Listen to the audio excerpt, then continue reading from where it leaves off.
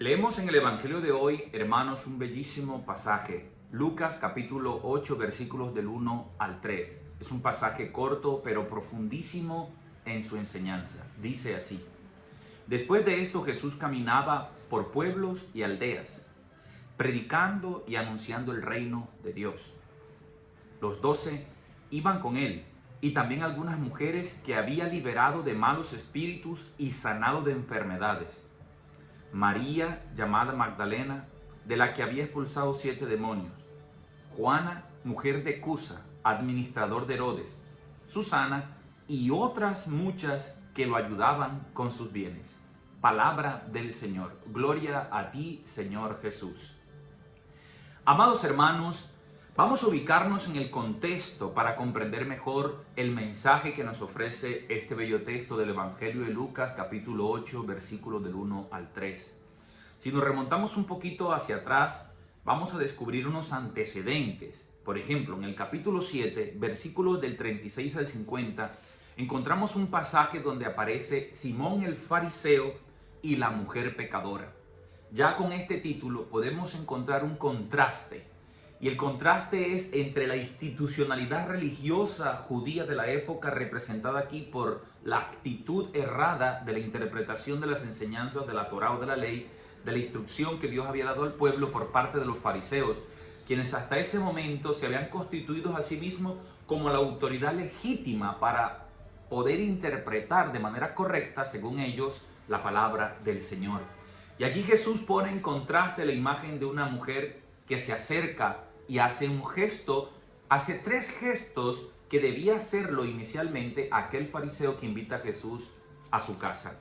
Les aconsejo entonces que vayan a su Biblia, lean Lucas capítulo 7 del 36 al 50 y vamos entonces a comprender ese bello contraste, porque Jesús lo que en el fondo nos quiere a nosotros manifestar a través del Evangelio de San Lucas, que reconstruye esta escena, nos está dejando una gran enseñanza. En Jesús inicia una etapa nueva para la humanidad y por ello tiene que corregir las equivocaciones de aquellos que interpretan erradamente la enseñanza que ya Dios había dado desde la antigua alianza para el pueblo de Israel.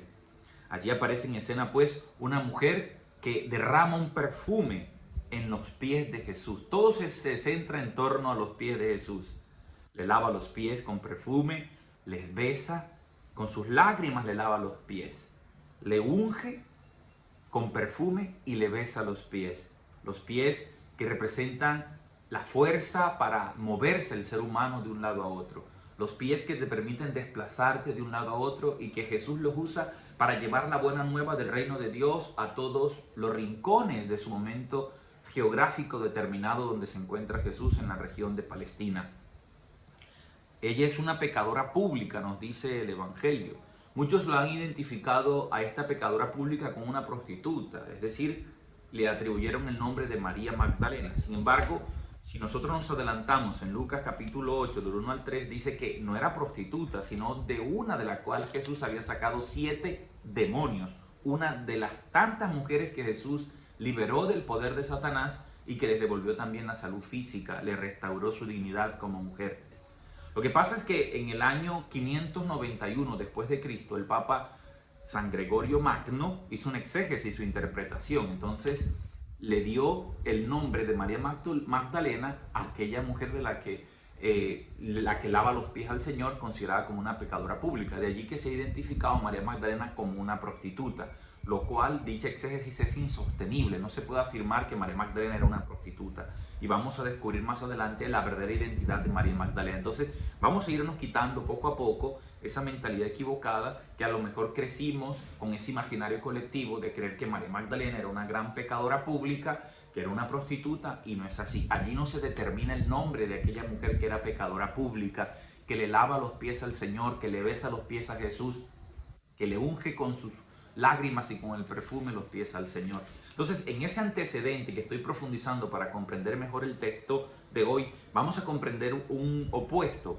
La representación de los creyentes de la nueva comunidad es esa mujer que se inclina a los pies del Señor, que le besa los pies, que le lava los pies y que le unge los pies. Ella expresa la gratitud, el amor y la generosidad, todo en torno a los pies de Jesús. Por eso el Señor utiliza una comparación en ese contexto y le dice a aquel fariseo: un hombre tenía dos acreedores. Uno le debía poco y otro le debía mucho. Al final le perdonó a los dos la deuda. ¿Cuál de los dos mostrará más amor hacia él? Y responde el fariseo: supongo que aquel al que se le perdonó mucho más. Y en esto nos está manifestando el mensaje central de Lucas capítulo 7, versículos del 36 al 50, que no es tanto el perdón del pecado, de ser pecador, sino el amor.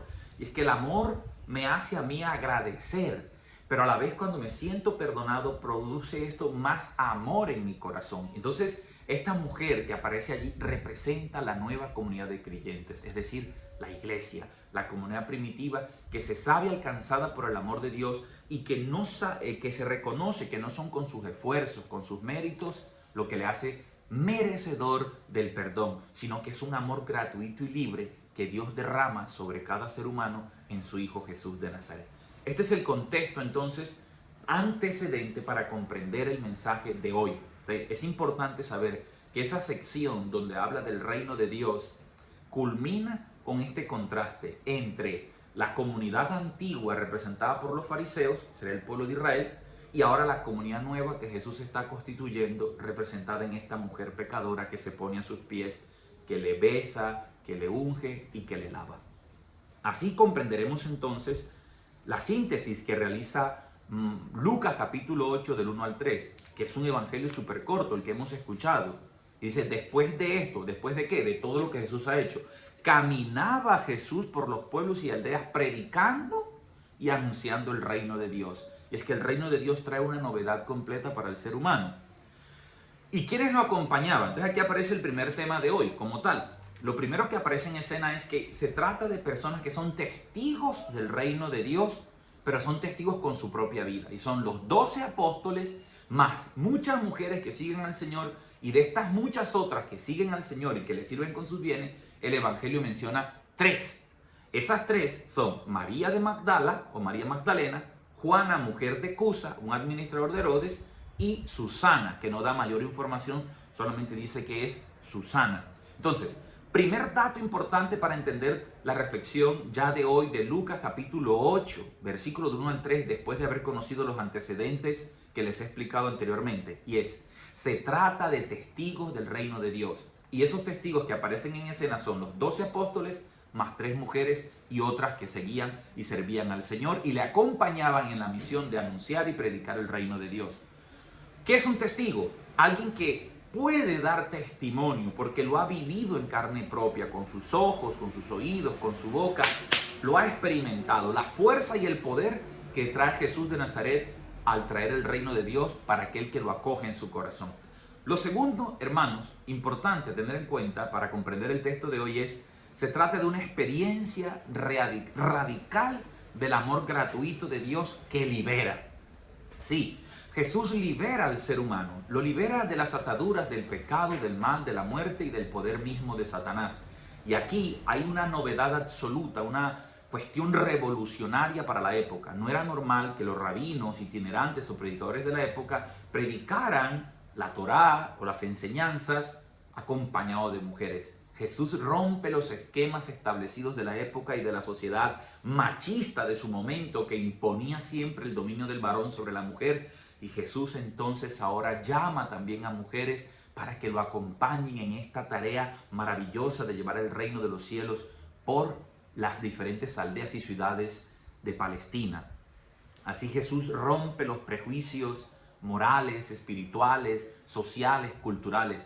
Así Jesús trae una liberación del mal, del pecado y de la muerte, y hace a estas personas completamente libres, libres de todo, de los prejuicios, libres de la enfermedad, libres de las ataduras del pecado, libres, hermanos, de la acción del demonio. Entonces, lo primero es: son testigos del reino de Dios. Segundo, son personas que tienen una experiencia radical del amor de Dios que libera al ser humano de todo. Tercero, estas personas, tanto los apóstoles, pero aquí quiere subrayar el texto especialmente, las mujeres se ponen al servicio de ese evangelio que es la buena noticia del amor de Dios libre, gratuito, que se entrega en Jesús de Nazaret por todos. Ellas se ponen al servicio del reino de Dios. Entre ellos, hermanos, están estas tres grandes mujeres. Y esto significa que al ponerse al servicio del Evangelio, del reino de Dios, en medio de los hombres, Jesús está creando una nueva sociedad. Una sociedad en la que el hombre y la mujer llevan a plenitud el plan eterno establecido por Dios desde siempre. Lo que Dios quiere es una nueva humanidad en donde hombre y mujer no compitan el uno al otro a través del machismo y el feminismo, sino que puedan trabajar en equipo reconociendo la necesidad mutua del uno y del otro. Amar a Dios significa amar al prójimo, y la persona más próxima para un varón es una mujer y viceversa. Dios quiere hacerse presente en la vida del varón a través de la mujer y hacerse presente en la vida de la mujer a través del varón. Es lo que ya en el libro del Génesis aparece como el Etzer Kenegdo, que significa que Dios ha creado al hombre a su imagen y semejanza, pero ha creado a la mujer como imagen de ese varón, como alguien similar a él, que pueda acompañarle a lo largo del camino de la vida a su lado, pero a la vez que tenga la capacidad de confrontarlo. Entonces, al lado de él y delante de él, la mujer confronta al varón mirándolo cara a cara y el varón a la mujer cara a cara. Por eso no debe haber competencia entre hombre y mujer, sino cooperación en todos los escenarios de la vida, sociales, políticos, religiosos, culturales. No debemos nosotros caer en esa lucha. Si a lo largo de la historia el hombre se ha impuesto a la mujer, Jesús no quiere eso, Dios no quiere eso, sino que hay una cooperación mutua. Porque incluso desde el punto de vista biológico, el hombre necesita de la mujer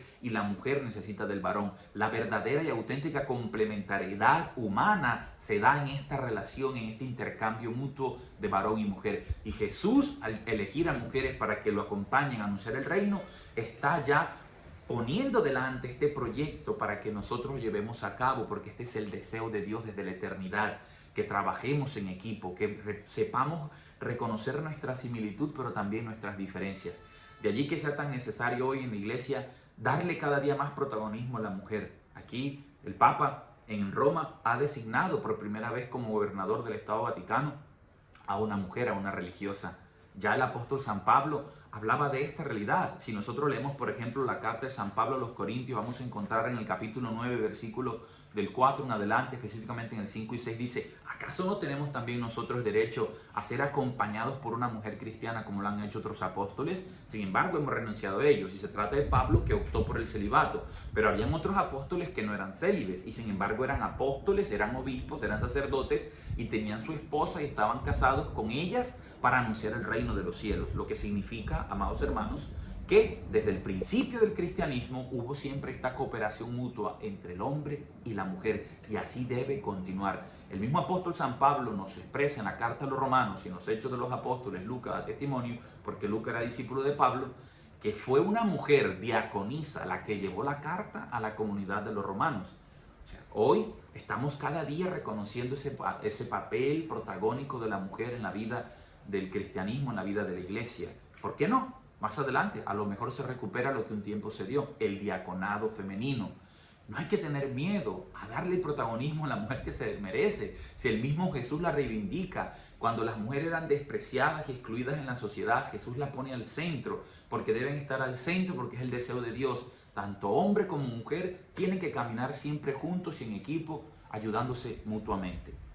Muy bien, y la cuarta enseñanza que nos deja el Evangelio de hoy es que estas mujeres ayudaban con sus bienes al Señor, o sea, entregaron su vida misma a Jesús. Y los bienes no solamente eran bienes físicos, porque se trata de mujeres que económicamente eran prestantes, también sus bienes psicológicos, su amor, su entrega, su capacidad de escucha, su sensibilidad espiritual, porque cuando uno sirve a Dios, sirve con todo, con su cuerpo, con su alma y con su espíritu. Esto significa que aquellas mujeres consagraron su vida a la causa del reino de Dios. Y se trata de tres mujeres especiales. María de Magdala. Magdala significa torre, pesquera, en una región cerca de Galilea, junto al lago de Tiberiade. Entonces a lo mejor esta mujer, María Magdalena, y esto fue lo que les dije que le iba a explicar, era una mujer influyente, adinerada, que se dedicaba su familia a la pesca. Son hipótesis que podemos deducir de lo que dice el Evangelio. O sea, no era una prostituta, era una mujer que tenía unos bienes y que con sus bienes económicos sirvió a la causa de anunciar el reino de Dios a todos los hombres. Y de hecho, ella aparecerá también en momentos importantes de la vida de Jesús, como es su pasión, su crucifixión y su muerte, y por supuesto su resurrección. Y es curioso que los primeros testigos de la resurrección no son varones, sino mujeres. Y los cuatro evangelios, Mateo, Marcos, Lucas y Juan, ponen a la mujer como testigo de la resurrección de Cristo, porque si la mujer, que en el libro del Génesis se nos dice fue la primera en ser engañada, ahora en María y en estas mujeres, María la Virgen, la Madre de Jesús, es la primera en ser testigo del poder salvador de Dios en Cristo Jesús. Juana, mujer de Cusa, y Cusa era un administrador, un intendente de Herodes, o sea que no era cualquier mujer, era una mujer importante en la sociedad que tenía bienes económicos y que sus bienes los puso al servicio del reino. Y Susana y otras muchas más, o sea, las menciona como mujeres que entregan su vida a la causa del reino de Dios. Entonces, 4 puntos importantes para profundizar hoy. Primero, se trata de personas que son testigos del reino de Dios, o sea, de la acción de Dios en la vida. Segundo, han experimentado radicalmente el amor liberador de Dios, que libera de todo prejuicio físico, psicológico, social, cultural, político, religioso, etc. Tercero, se ponen al servicio del evangelio con todo lo que son. Y cuarto, están dispuestos a entregar la vida misma y por eso ponen sus bienes a disposición del reino de Dios. Y por último, amados hermanos, una pregunta. Como iglesia hoy y como sociedad, ¿cuál es nuestra actitud como discípulos de Cristo? ¿Estamos dispuestos también, como aquellas mujeres, a entregar sus bienes al servicio del evangelio? Y bienes no solo materiales, sino todo lo que significa nuestra vida, nuestro tiempo, nuestra capacidad de escucha, de servicio, de disposición al otro. Estamos reconociéndole a la mujer su papel protagónico en el anuncio del evangelio, en la iglesia y en la sociedad. Sigamos orando y pidamos al Señor que nos ayude a valorarnos los unos a los otros y que desaparezcan los machismos y los feminismos, porque si la historia ha sido machista a lo largo de los siglos, ahora el otro extremo es caer en un feminismo radical absoluto que, queriendo reivindicar a la mujer, la equipara al varón. Pero para ser más mujer no tienes que igualarte al hombre, tienes que ser tú en lo propio y lo singular que te hace mujer, la delicadeza, la ternura, la capacidad de entrega y de sacrificio. Ser más mujer no significa igualarte al varón, somos distintos y en esa diferencia está nuestra grandeza. Qué triste hoy que hoy se proponga el aborto, la eutanasia y tantos otros aparentemente derechos femeninos, pero que no son derechos femeninos, porque destruir una vida que va en tu vientre no es un derecho, es un homicidio. Pidamos al Señor que nos ayude a caminar juntos, hombres y mujeres, de la mano de Jesús, para alcanzar el plan perfecto que Dios ha preparado para todos nosotros, participar de su reino eterno, de su felicidad sin fin. Juanca Mendoza, en Cristo la vida es mucho más sabrosa. Ciao a tutti, arrivederci.